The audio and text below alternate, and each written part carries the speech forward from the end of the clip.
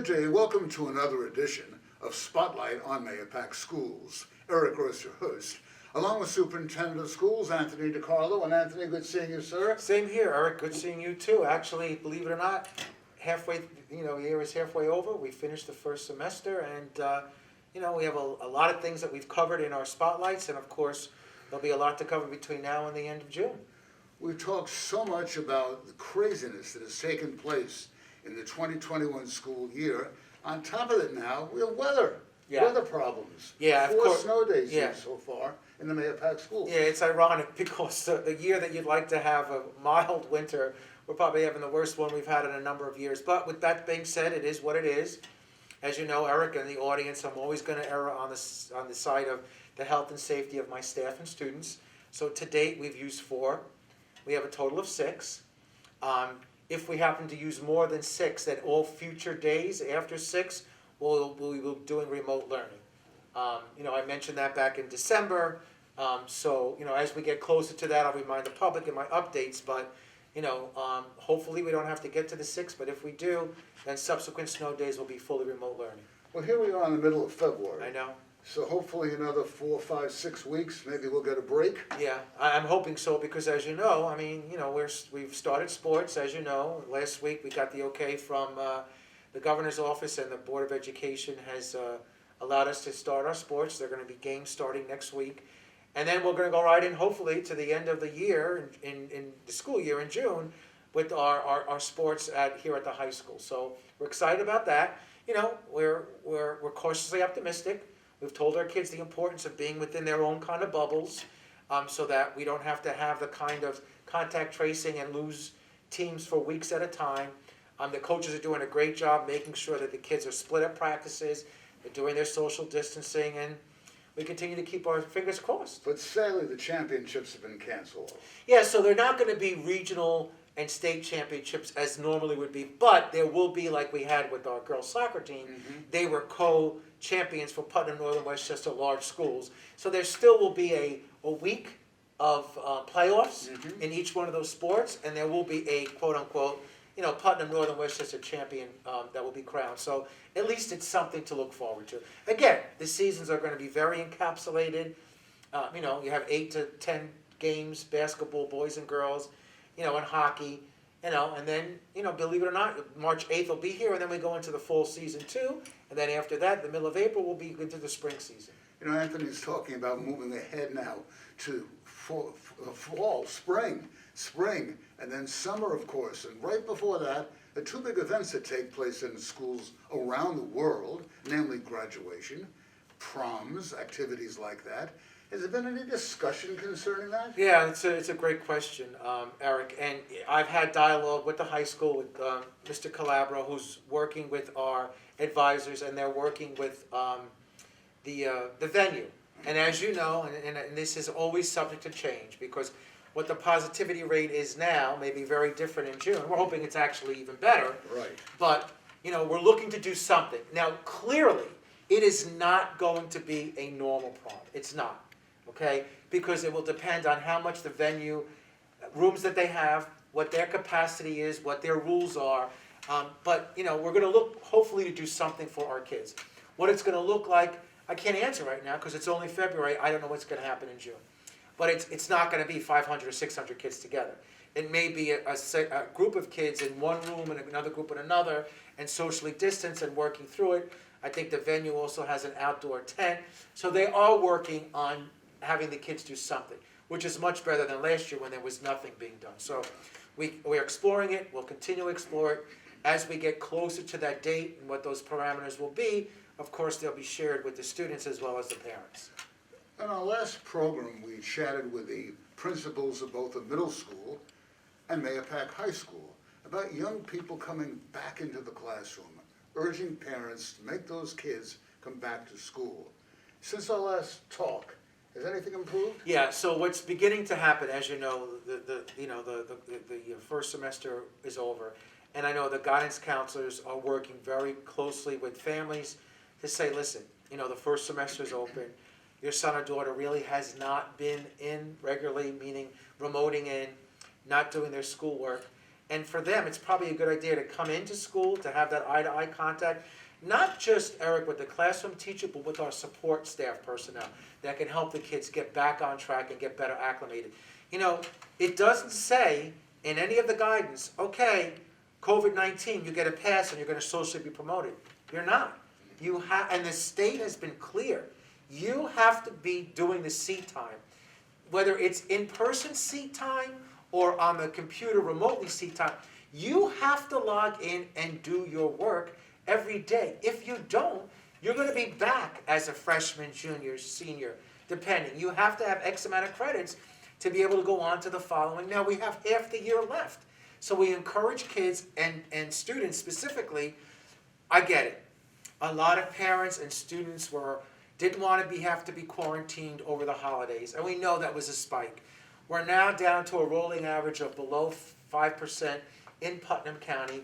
You know, are we getting some quarantines here and there? Yes, but nowhere near we were in, you know, after Thanksgiving, December, and the beginning of January. So we do encourage parents to really have conversations with their students, especially here at the high school, to start to get them to come into school. To your point, it's something that we feel is very, very important. Have you talked to any of the parents through PTA meetings, encouraging them personally, one-on-one? Yeah, I mean, we've had conversations. Actually, tomorrow I have a PTO council meeting. Again, you know, it's a family discussion because I don't know everybody's family, you know, issues. And we don't know situations. Yeah. We don't know about the health of others in that household. We don't know about if they're living with grandparents or somebody who's elderly. So I understand that. And we get it. Sure. But that doesn't mean that you don't get on and you don't do your work. I mean, you know, so we understand the parameters, but you have to be in school. Again, whether it's literally in a seat every day or on remotely every day. Because there's no such thing as social promotion. You could just check a box and say, oh, I decided this school year I'm going to skip it. I'm not going to, you know, log. I'm going to do my work. It's just something that we need to stress. And I know both the high school, middle school, and to some extent the elementary schools are having those conversations now with parents, but most importantly, our students.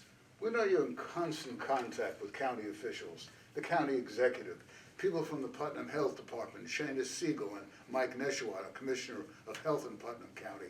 What are you getting from them? Any late information you can tell our viewers? Yeah, and I think this is very, very important because what has happened, Eric, is that, as I've mentioned in episode after episode, we are following the guidance that's dictated by the Department of Health. And currently it's 6 feet and it's masks. There's a big misconception out there that the President of the United States has said to open schools. If you watch the press conference yesterday, and we're taping this on on February 10th, yesterday, the press secretary said, be happy if your kids are in school 1 day a week. Because what they're saying is they're talking about school districts that have been remote since last March. Mahopac has been open since September for our L's and some of our fragiles students, and then October. We have been open. That's not what they're talking about. And the Department of Health, and I know a lot of parents have been writing Mary Ellen. I've had a conversation with Mary Ellen. I've had a conversation with the DOH. The Department of Health will respond as to why they're doing what they're doing and how we're working together collectively with the schools to be able to provide the safest environment possibly. Okay? The Department of Health has talked about there is an expectation over the next 6 to 8 weeks. We're going to start to see those variants, the UK one, the Brazilian one, and the South African one start to hit the United States. They're telling us now is not the time to try to bring everybody back. What's going to be able to bring everybody back is the vaccine. That's the reality, and you know that rollout is slow to happen. Yep.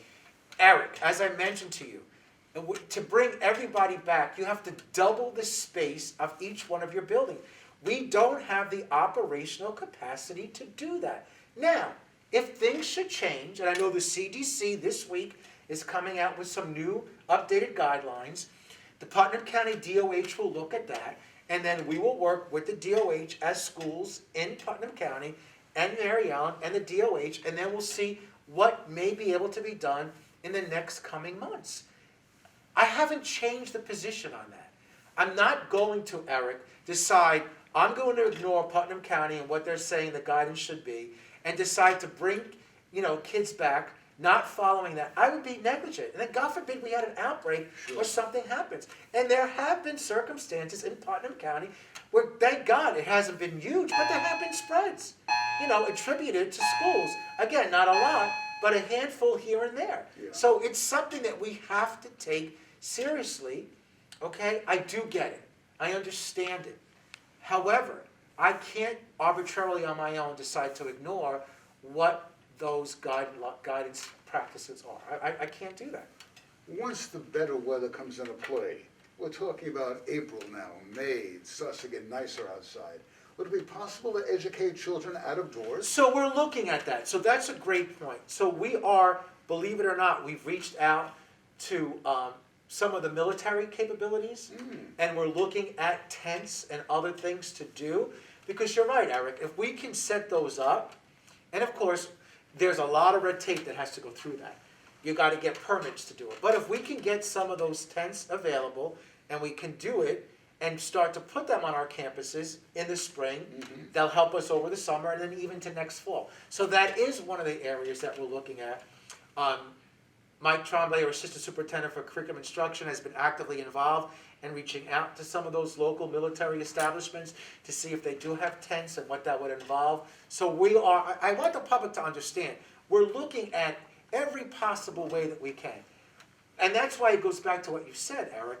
We're also looking at our numbers of students who still continue to be out full remote, okay? And where we can start to bring some of our learners back and still fill in the 6 feet and the masks. We're going to look to see what we can do with that. And we're starting to look at some of that too. So I don't want the public to think that, we're not looking. We are looking. But to think that we can bring everybody back, that's just right now, the guidance doesn't allow us to do that. It's not to say down the road, if we get more people vaccinated and some of those CDC and DOH guidelines change, we can look at that. But as of now, we are exploring every option that may be available.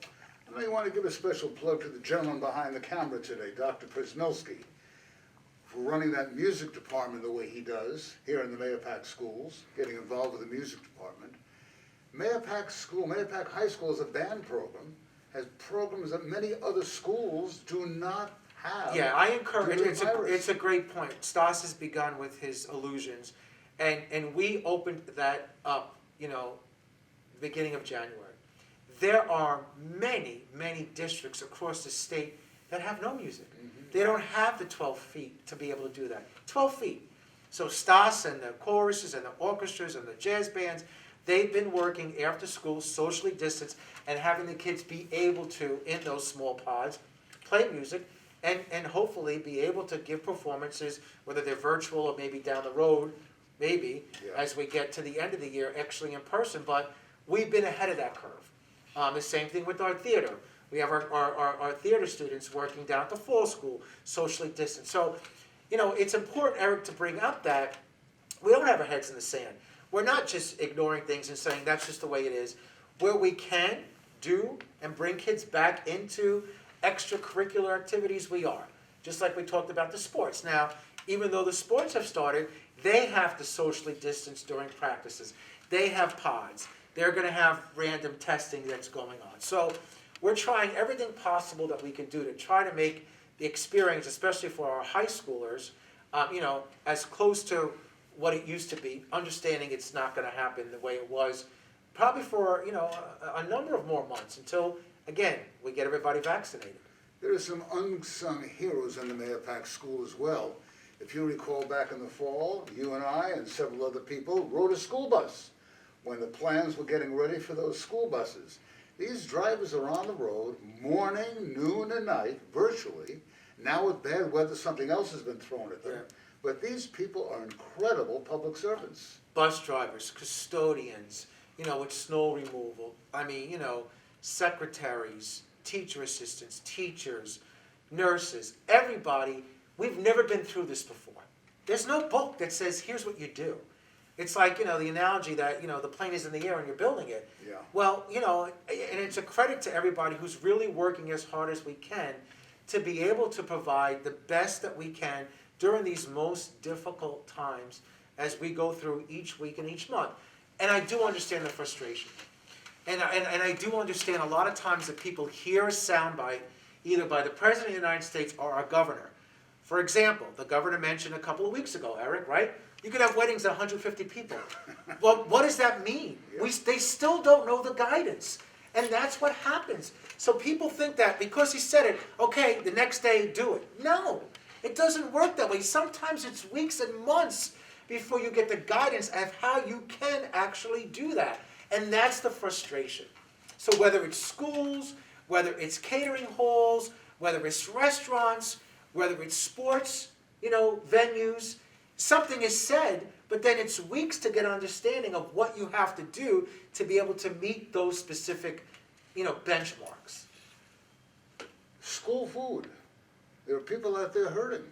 Is the Mahopac school still providing? Yeah, we are, but I have to tell you what's really interesting and what's really beginning to frighten me is because a lot of these companies that provide it are losing money. They're walking away.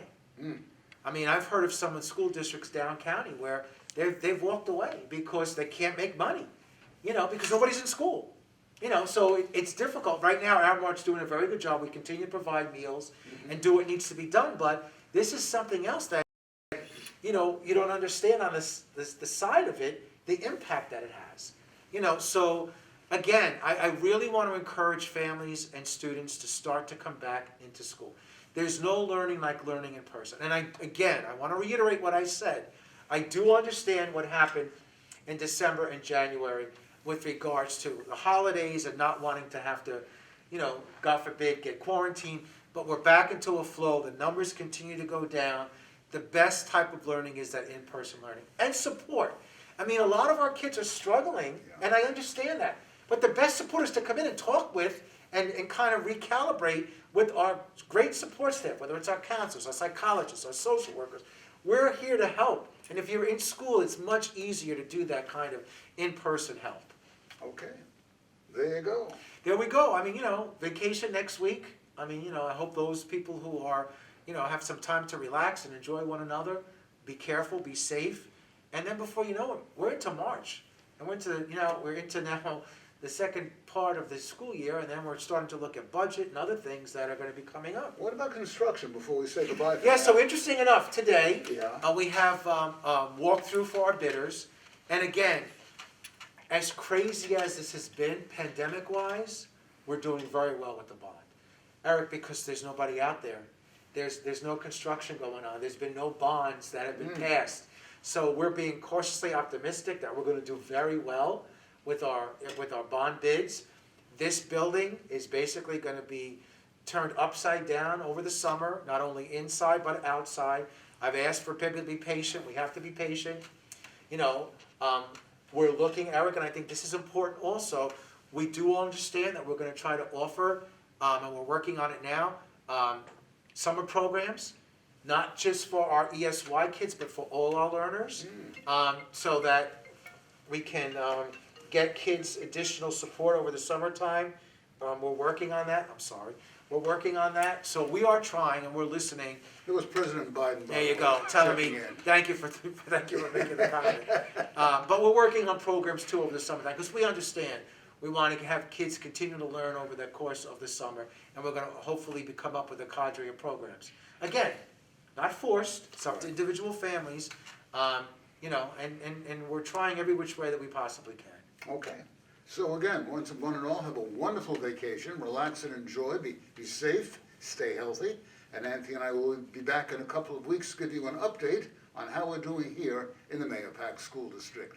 The Superintendent of Schools, Anthony DiCarlo, our cameraman, producer, director, Stash, I'm Eric Gross. Until next time, bye-bye now. For more information, please visit our website, www.mahopac.k12.ny.us. You can also find us on YouTube. Just search for the channel mcsd.news.